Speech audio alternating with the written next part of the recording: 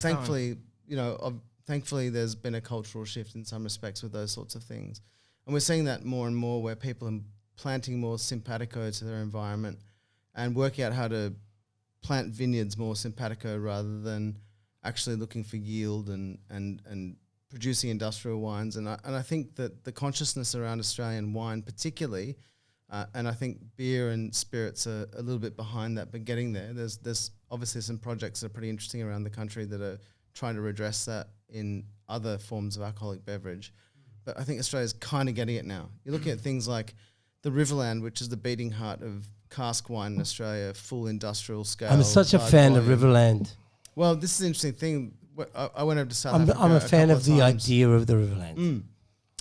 We needed our own Swartland revolution, as they had in South Africa, which was looking at an industrial growing region, looking to its assets, the older vines, and producing wines that are lighter, fresher, more delicious, but using resources from that place that are accessible to younger generation winemakers. And I think places like Riverland are doing that well in Australia. I know we're kind of moving along to a weird place here, but I'm just saying it's fucking go deep. In Australia, we haven't really thought a lot about anything but producing a lot of wine to make commercial wine or fine wine with actually addressing what is the inherent culture of the place that it's grown in. 100%. But that's everywhere.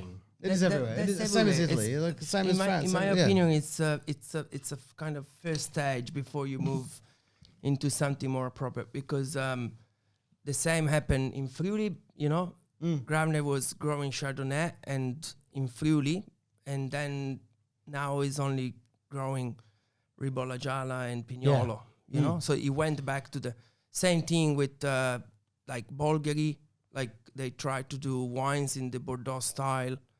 They introduced varieties because the soil was somehow similar to Bordeaux, so they introduced Cabernet Sauvignon, Cabernet Franc, Petit Verdot.